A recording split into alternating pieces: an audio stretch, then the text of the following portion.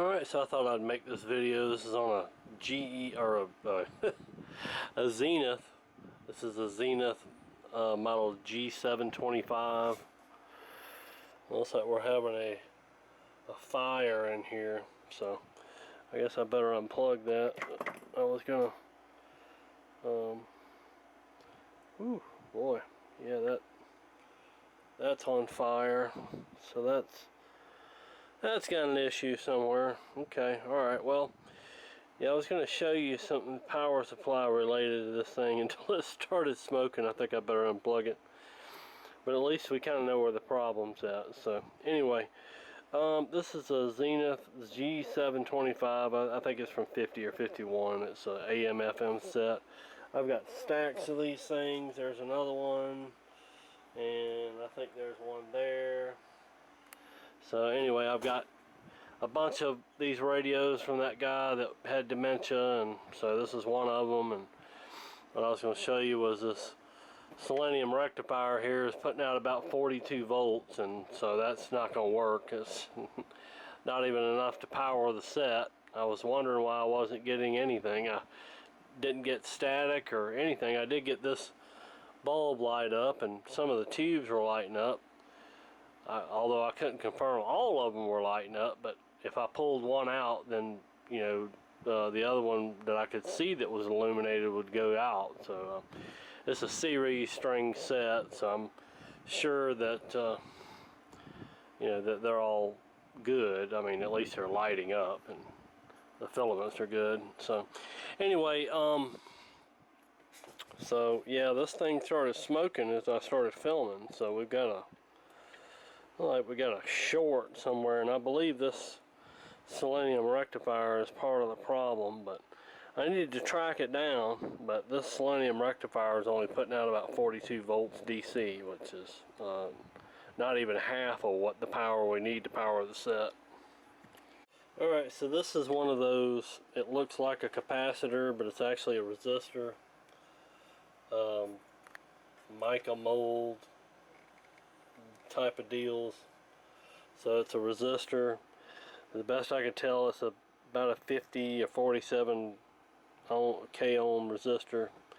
Anyway, I need to get some service data on this, or a schematic on it, because what I'm coming up with here is it's probably pretty much got a short. This filter capacitor, I think, is shorted, because so we touched positive here and we got the negative chassis ground, and I've got a dead short. But that pin is not soldered directly to ground. Now we got this resistor right here that goes to ground through this resistor, but you know, on this pin here, which is dead shorted to ground, which, you know, it's no surprise. Let's see, if I just touch that right there, then you get the same reading. You got that grounded to the chassis, and then this touched to the chassis. But if I go over here and do this on this pin here, we get pretty much the same reading. So we got a dead short here in this capacitor, and I think this is the reason why this resistor here is about to smoke and go up in smoke, or is smoking and about to go up in smoke. Yes, the best I can tell, this filter just dead shorted on these 240 microfarad sides, and then these other two are not very far behind them. So they're pretty much ohming to ground with a very low resistance, or you know, a clear path to ground. So we need to get this out of here, and I guess I'm gonna need to rebuild all this. That'll help us figure out, you know, what's going on, because this thing is shorting out. This thing's getting hot. The selenium rectifier is getting hot. This resistor is getting hot, and yeah. So I mean, that's not normal. Alright, so we got our filter capacitor network rebuilt on a terminal strip, and that filter capacitor down in there is completely disconnected. There's nothing hooked to it anymore. So let's fire it up and see what happens now. I got it plugged in. I'll shock myself trying to turn it over.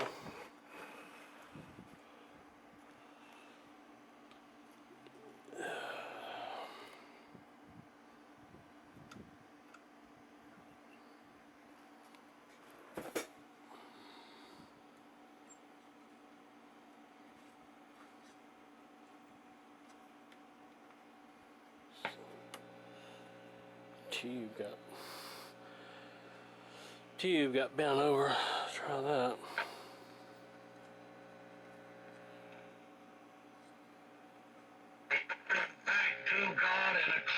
All right, well, it's working. Still sounds kind of distorted, but we got a good start. At least it's playing now. Turn it over to FM and see if we can get anything on FM.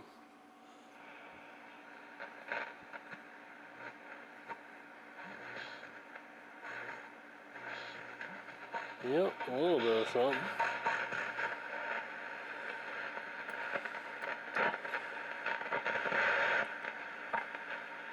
He's preparing somebody going through the same thing. And it's just outthink. Oh, the devil is religious. Oh, he is very religious. Senior officials with put the likelihood at less than 50%. There's a lot of work to be done. I think the fact that we're... That is revival. Terrific everything was. Walked outside for coffee and out in the front office, and there was a lady there, and she said to me, all right, well, that's definitely a lot better than a burning up hot selenium rectifier and a burning resistor. So, all right, we got it working. So now, can we get it working correctly, like clear, and get the reception up a little bit better? That's the next goal. 2023, here's what's happening today. Okay, so I'm monitoring the voltage on this thing. The schematic voltage, I think, points out 117 volts. So that's what I'm running it at. But out of the selenium rectifier, I'm only getting about 102 volts, which to me seems a little on the low side. So I think, you know, either from age or from the shorting process, you know, however many times it was plugged in, you know, basically being run straight to ground, you know, drugged down to 40-something volts, it probably took out this selenium. So I'm going to replace it with the diode. Now, I've actually got some replacement new selenium rectifiers I got in with this bunch of stuff. These are brand new selenium rectifiers. So I don't know, we may see, I may explore that option too. Just simply it being a little easier than having to come up with a compensating dropping resistor. If I put a diode in this, I'm going to have to come up with another big power resistor to drop back the voltage, because these selenium rectifiers, as I said on so many other videos of doing these, selenium rectifiers have a lot more resistance than a diode, so it'll have a tendency to drop the voltage back a lot more than a diode. So if you replace that with a diode, you're going to have a higher than normal voltage going in the set, which is not a good idea. Okay, so we got it fired back up with this new selenium in here, and I'm getting 136, 137 volts with it after it's stabilized, after the set warmed up and loaded down. So that's quite a bit of difference between the 102 and 103 I was getting before. So I think this is going to be a lot more of a normal voltage reading. And this is with about 116, 117 volts. So that's That's not too bad. It's a lot stronger than the other one, so I'm just going to go ahead and leave this replacement selenium in here. It's brand new. Don't like it's ever been used. It looks identical to the old one, except for the color. I think the other one was silver. Yeah, the part number is like an FTR 1004, and that's a 1004 that I put in there. So it's going to be a good replacement. So yeah, it seems to be working just fine. So I'm going to leave that in there. I normally don't replace these selenium rectifiers because I normally don't have any, but these were brand new, and whoever had all these sets, this was in with the parts. So I might as well go ahead and take advantage of it. It's a little bit easier to do it this way than it is to, you know, put a diode in there and figure out the correct resistor to put in there with it. Alright, we got the AM. That's 970. Move it off of there, so we don't get hit with a copyright strike. That's 970. I got AM working again, and the problem was, again, dementia strikes again from the prior owner. These two tubes were 6 BJ6 tubes was what they had in there. It's supposed to be a 12 BA6, so yeah, two 6-volt tubes running at a lot higher voltage than they probably were supposed to be. Surprised it didn't blow the filaments. Anyway, so after I looked, double checked the tube count, you know, the tube lineup, yeah, I found these two that were two 6 BJ6 tubes, and switched them over to a 12 BA6, and everything works right now. AM works. It's amazing what happens when you put the correct tubes in there. Alright, so we got all of our circuitry replaced that needed to be replaced.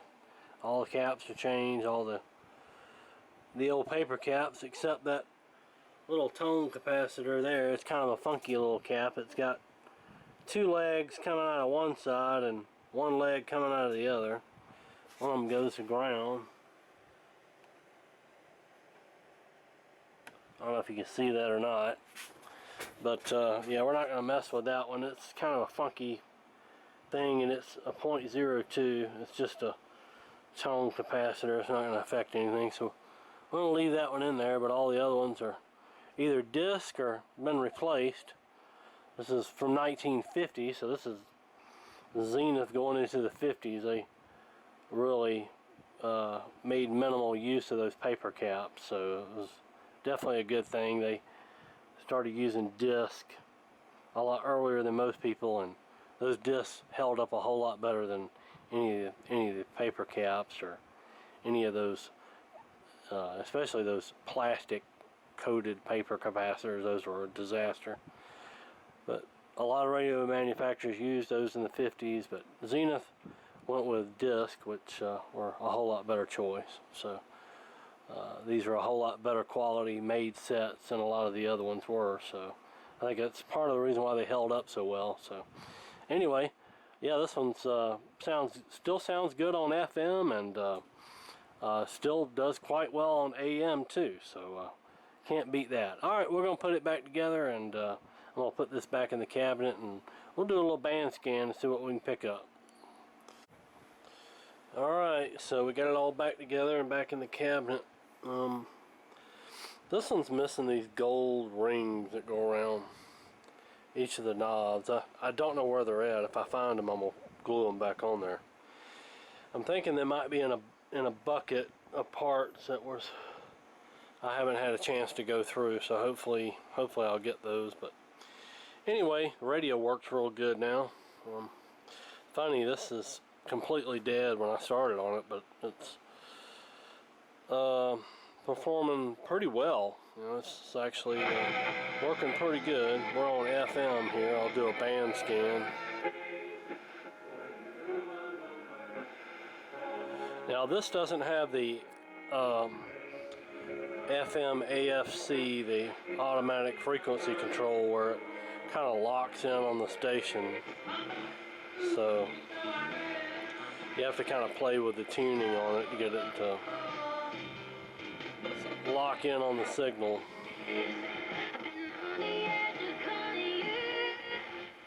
Day, 6 degrees tomorrow afternoon.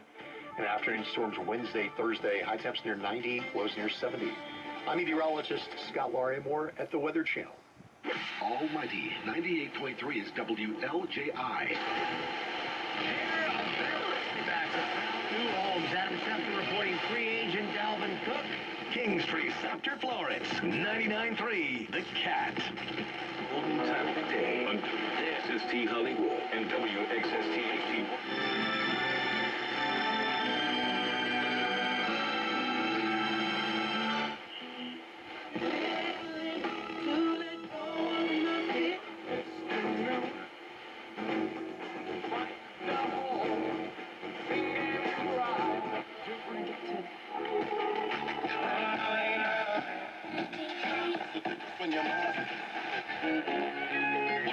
WNOK, the number one hit music station. Yeah, that's gonna be cool. You hanging out with the honors, of course, in our radio music. TLC, Brown, also Travis Scott. Roll through tomorrow morning at 9. We'll Gotta play with it to get it to lock on. Laney and Hezekiah Walker. We got some heat coming up. 877-345-77. And again, 1-877-345-77. Formula. 4 other.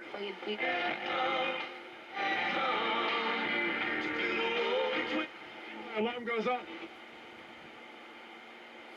Can't leave it on the copyright stuff. Alright, let's go to AM.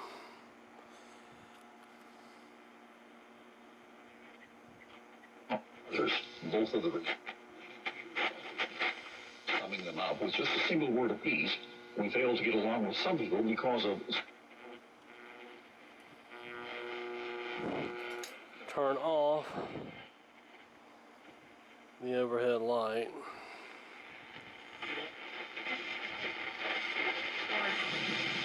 My died suddenly. My sister and her kids have to sell their home. That's why I told my husband we could. It's a puzzle. Tolerated.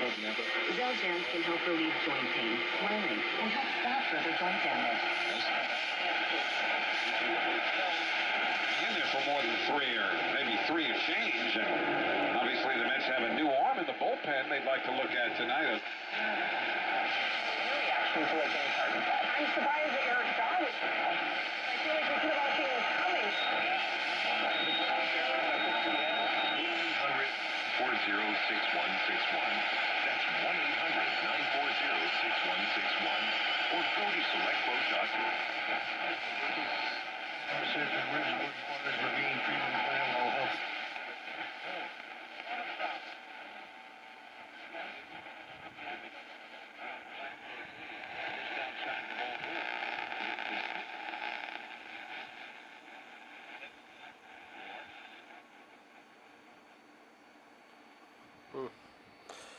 Not much coming in on the lower end of the band. This thing, I'm probably gonna have to go back in here and mess around with this cord, because the thing don't want to tune past a certain part on the dial. It's ain't much going on the lower end of it anyway, so it's pretty typical for this area.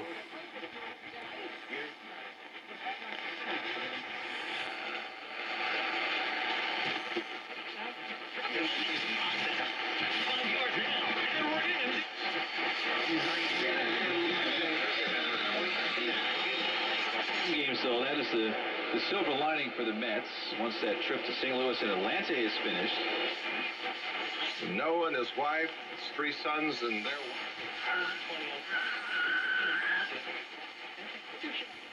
right now, so it's a great way to. well, this far.